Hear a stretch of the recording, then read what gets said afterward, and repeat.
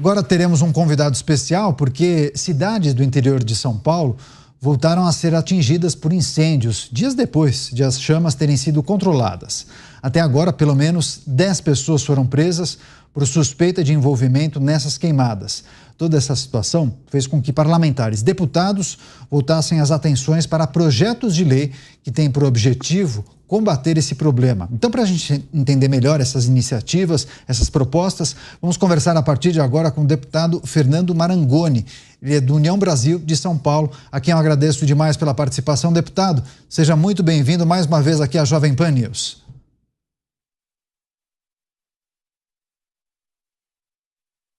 Pois é, deputado, a gente não está escutando o senhor. Vamos reconectar? Ou será que o microfone dele está desligado? Talvez seja mais fácil do que a gente imagina. Conseguiu abrir o microfone, deputado? Testa para a gente, por gentileza. Agora sim, perfeito. Som em perfeito estado. Vamos começar a entrevista, o bate-papo. Nos últimos dias, né, deputado, sobretudo no interior de São Paulo, nós noticiamos aqui as várias queimadas que foram registradas, principalmente ali na região de Ribeirão Preto. Enfim, algumas investigações apuram as causas desses eventos, só que pessoas foram detidas por suspeitas de participação nessas queimadas, nesses incêndios. Enfim, queria que o senhor trouxesse as informações importantes desses dois projetos que foram apresentados na Câmara Federal, que defendem, inclusive, aumento de penas para os responsáveis desses incêndios criminosos. É isso? Explica pra gente. É isso, Daniel. Primeiro, um prazer imenso estar aqui com vocês na Jovem Pan. Agradecer você, Daniel, Diego Tavares aí comentando no dia de hoje. Nós estamos vivendo aqui um recorde depois do registrado em 2010, depois da série histórica que vem desde 98. Em 2010 a gente teve um recorde de mais de 2.400 focos de incêndio e já registramos até agora mais de 3.400.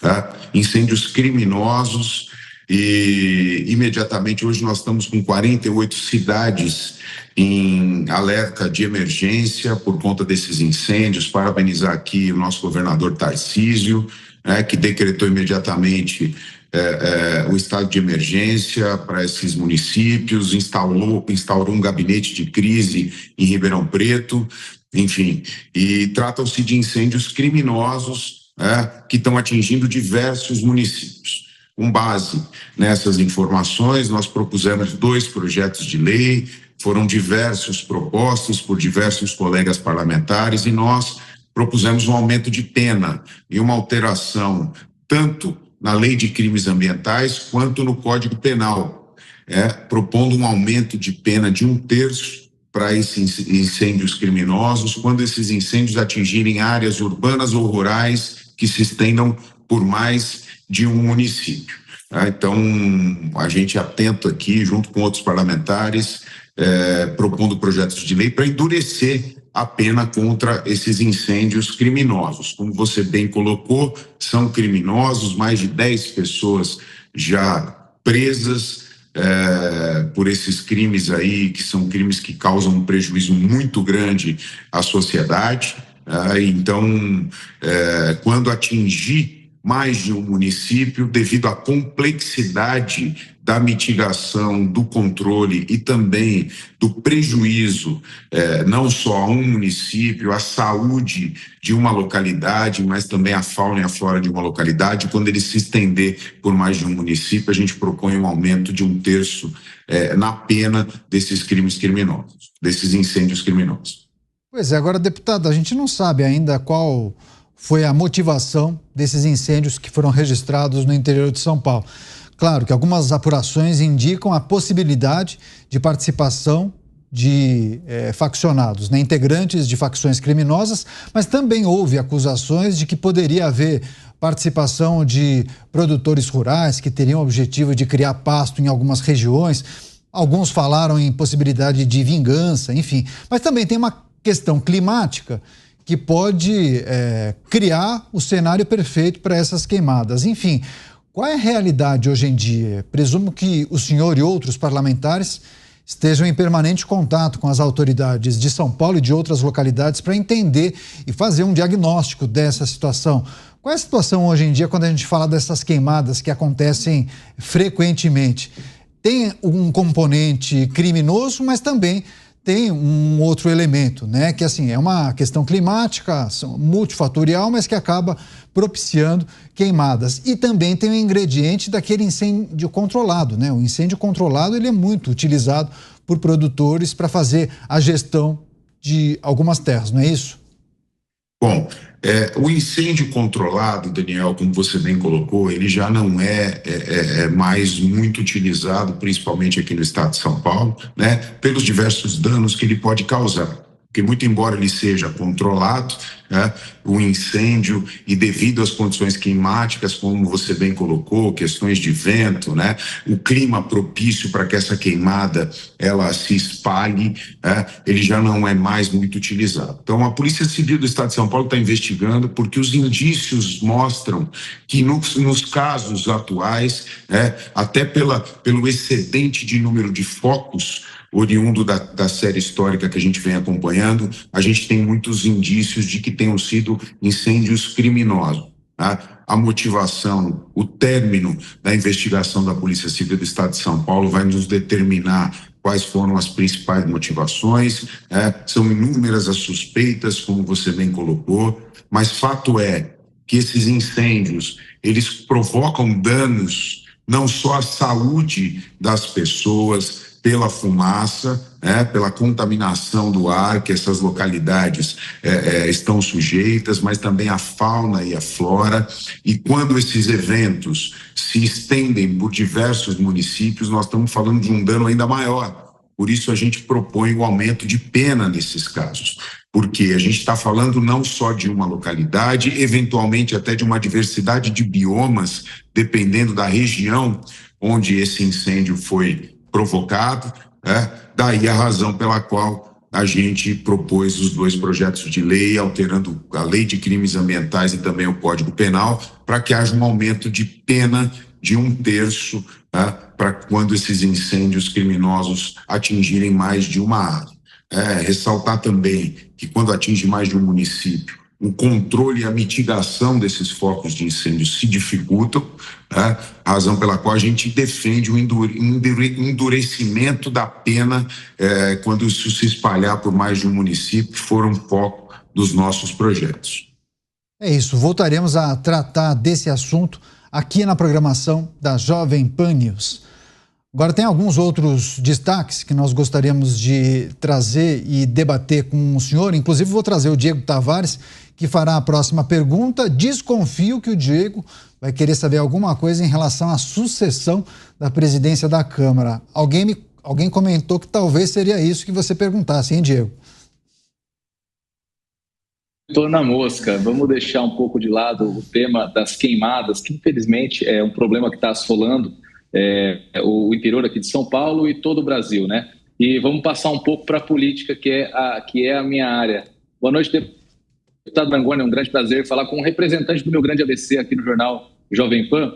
Deputado Marangoni, o senhor apresentou aqui muitas iniciativas, de fato, para combater a questão dos incêndios criminosos, mas nós sabemos que em ano eleitoral, principalmente nesse ano eleitoral que antecede a sucessão da mesa diretora da Câmara dos Deputados, os projetos costumam ter um pouco mais de dificuldade para tramitar, já vista que os corredores da casa são tomados pelas discussões sobre as composições políticas. Como que está o clima lá na Câmara dos Deputados? O deputado Arthur Lira já adiantou alguma coisa em relação à sua sucessão? Vai ficar para a União Brasil, teu partido? Vai ficar para os Republicanos? Conta um pouquinho para a nossa audiência em que pé que está essa negociação na Câmara Federal.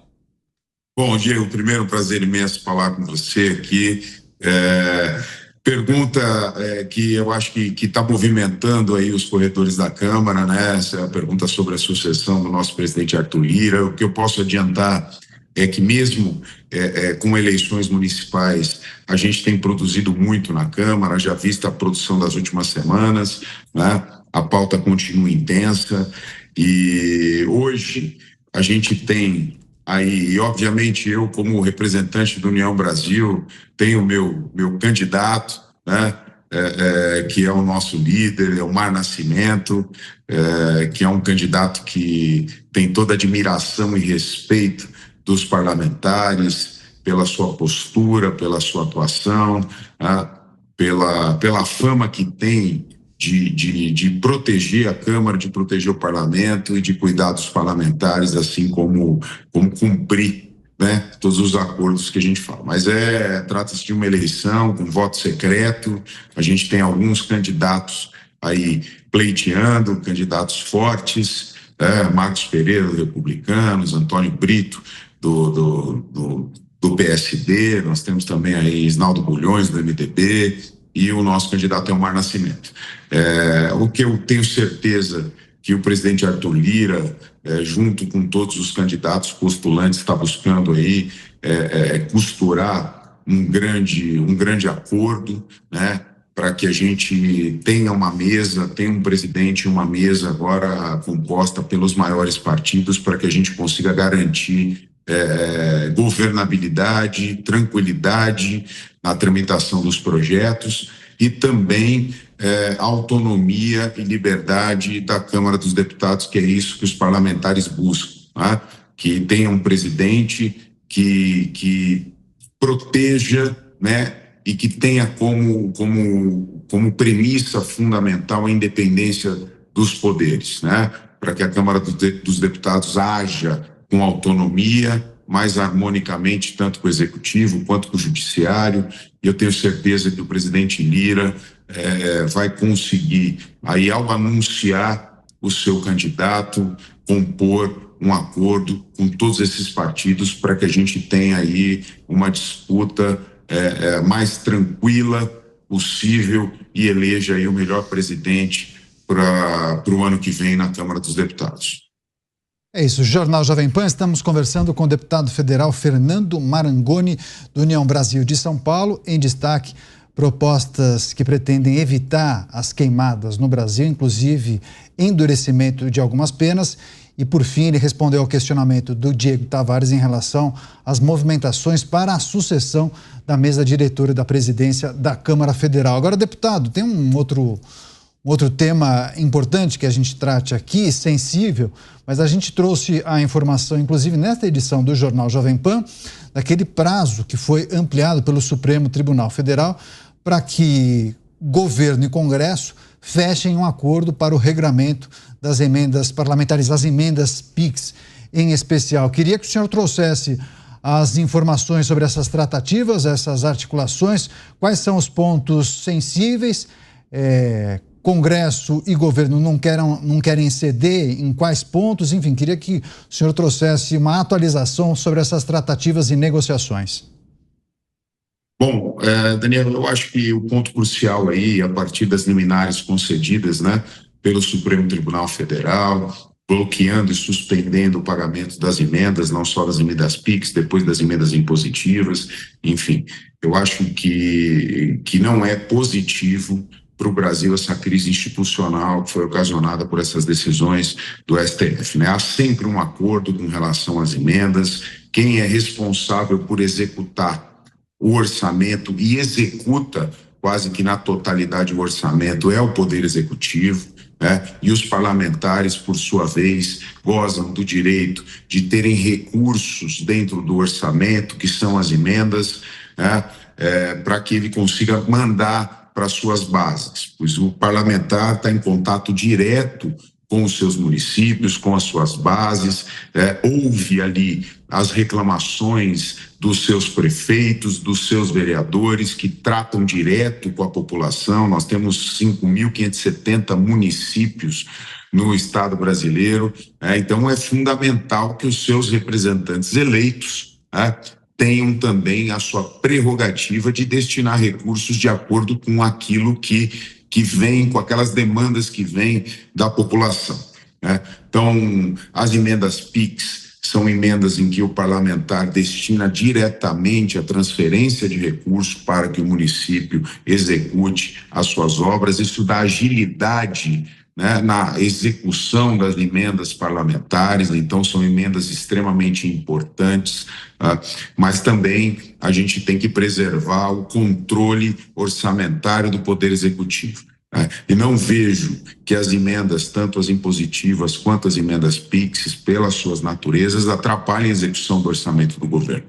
Veja, menos de 1% do orçamento do governo é destinado a emendas parlamentares. Então, o governo detém e deve deter o controle da execução orçamentária para que ele possa fazer o seu planejamento. Mas isso também não pode impedir que os parlamentares tenham a liberdade e autonomia de execução das suas emendas, sejam elas da natureza que for, uma vez que o parlamentar está direto em contato com as suas bases. O que a gente crê e o que a gente acredita é que governo e Congresso vão entrar num denominador comum, um acordo, para que a gente consiga preservar as emendas parlamentares e garantir a sua agilidade na execução. E as emendas PIX, elas são umas emendas que garantem ao parlamentar agilidade na execução dos recursos que ele destina, para que a gente não destine uma emenda e essa emenda fique dependendo da execução do governo, pura e simplesmente. A gente já passou por isso. Muitas vezes o parlamentar indica a sua emenda para uma base que está precisando e essa emenda tem que passar pela execução direta do governo federal e a gente não via agilidade na execução dessas emendas. Às vezes a gente tem uma obra emergencial, uma obra que precisa ser executada de forma rápida, que aquele município está precisando, muitas vezes e na sua maioria na área da saúde, e a gente não pode ficar dependendo, uma vez que a gente destinou esse recurso, dependendo da execução única e exclusivamente do governo federal. Daí a natureza das emendas PIX. Sim. Ou seja, esse tipo de emenda dá agilidade para a execução do serviço público lá na ponta pelo município. E isso tem que ser preservado. Uma vez que a gente não tem isso preservado, os parlamentares, quando demandados por recursos pelas suas bases, o destinam no orçamento, mas ficam reféns da execução pelo governo federal. E muitas vezes essa execução não acontece, ela demora a acontecer, e o que o parlamentar busca é uma agilidade nessa destinação do recurso. É isso, negociação em torno das emendas, falamos também da sucessão para a mesa diretora da Câmara Federal, além dos projetos, inclusive, que foram apresentados na Câmara para evitar queimadas no Brasil e também endurecer penas para os autores de incêndios criminosos. Conversamos com o deputado federal Fernando Marangoni, União Brasil de São Paulo, quem agradecemos demais pela participação. Deputado, boa noite, bom fim de semana e até breve. Muito obrigado, Daniel, muito obrigado, Diego, e a todos os telespectadores da Jovem Pan. É sempre um prazer estar aqui com vocês.